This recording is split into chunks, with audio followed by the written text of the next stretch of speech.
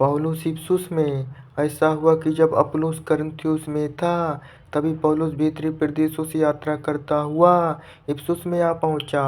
वहां उसे कुछ शिष्य मिले और उसने उनसे कहा, क्या जब तुमने विश्वास धारण किया था तब पवित्र आत्मा को ग्रहण किया था? उन्होंने उत्तर दिया, हमने तो सुना तक नहीं कि कोई पवित्र आत्मा भी है। सो वह बोला, तो तुमने कैसे बपतिस्मा लिया? उन्होंने कहा, यूहन्ना का बपतिस्मा। फिर पौलुस ने कहा, यूहन्ना का बपतिस्मा तो मन फिराव का बपतिस्मा था। उसने लोगों से कहा था कि जो मेरे बाद आ रहा है उस पर अर्थात यीशु पर विश्वास करो। यह सुनकर उन्होंने प्रभु यीशु के नाम का बपतिस्मा लिया।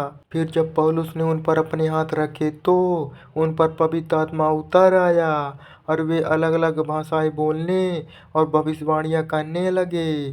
कुल मिलाकर वे कोई 12 व्यक्ति थे। फिर पौलुस यहूदी आराधनालय में चला गया और 3 महीने निडर होकर बोलता रहा। वह यहूदियों के साथ बहस करते हुए उन्हें परमेश्वर के राज्य के विषय में समझाया करता था, किंतु उनमें से कुछ लोग बहुत हठी थे। उन्होंने विश्वास ग्रहण करने को मना कर दिया और लोगों के सामने पंथ को भला बुरा कहते रहे। सो वह अपने शिष्यों के साथ ले उन्हें छोड़ चला गया और तरन्नुस की पाठशाला में हर दिन विचार विमर्श करने लगा। 2 साल तक ऐसा ही होता रहा। इसका परिणाम यह हुआ कि सभी एशिया निवासी यहूदियों और गैर यहूदियों ने प्रभु का वचन सुन लिया।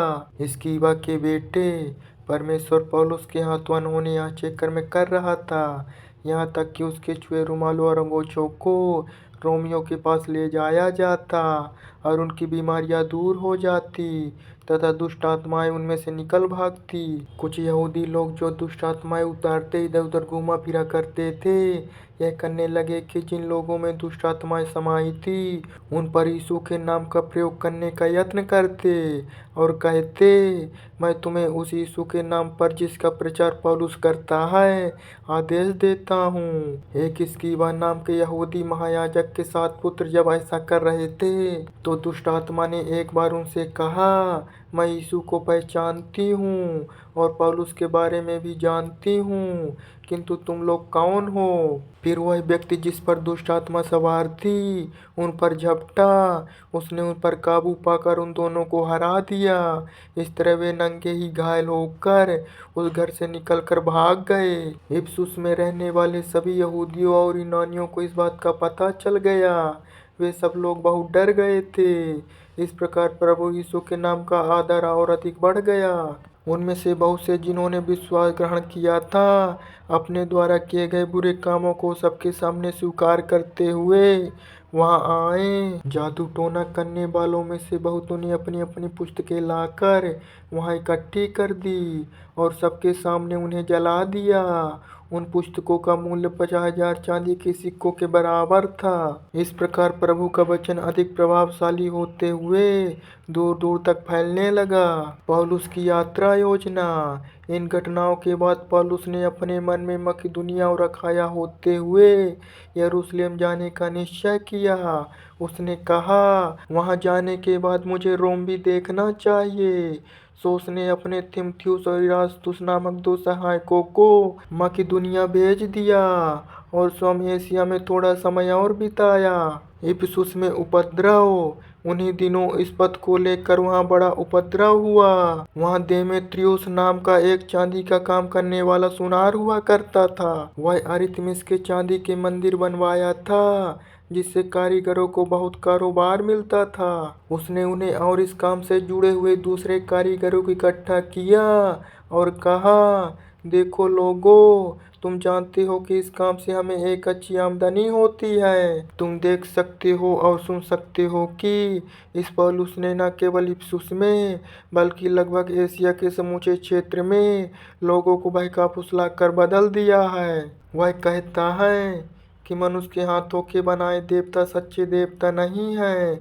इससे न केवल इस बात का भय है कि हमारा व्यवसाय बदनाम होगा, बल्कि महान देवी अरमिथिस के मंदिर की प्रतिष्ठा समाप्त हो जाने का भी डर है।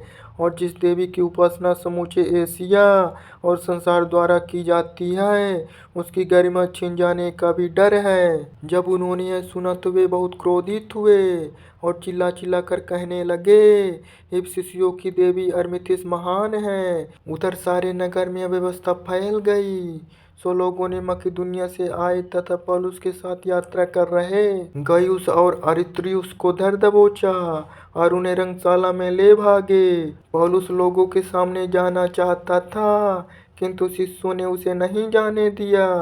कुछ प्रांतीय अधिकारियों ने, जो उसके मित्र थे, उसे कहलवा भेजा कि वह वहां रंगशाला आने का दुस्साहस न करे। अब देखो, कोई कुछ चिल्ला रहा था और कोई कुछ, क्योंकि समूची सभा में हड़बड़ी फैली हुई थी, जिनमें से अधिकतर यह नहीं जानते थे कि वे वहां एकत्र क्यों हुए हैं। यहूदियों ने सिकंदर को, जिसका नाम भीड़ में से उन्होंने सुझाया था, आगे खड़ा कर रखा था। सिकंदर ने अपने हाथों को हिला हिला कर लोगों के सामने बचाव पक्ष प्रस्ताव करना चाहा, किंतु जब उन्हें पता चला कि वह एक यहूदी है, तो वे सब कोई 2 घंटे तक एक स्वर में चिल्लाते हुए कहते रहे, इफिसियों की देवी अरमिथिस महान है। फिर नगर लिपिक ने भीड़ को शांत करके कहा, हे इफिसुस के लोगों, क्या संसार में कोई ऐसा व्यक्ति है जो यह नहीं जानता कि इफिसुस नगर महान देवी अरतिमिस और स्वर्ग से गिरी हुई पवित्र शिला का संरक्षक है,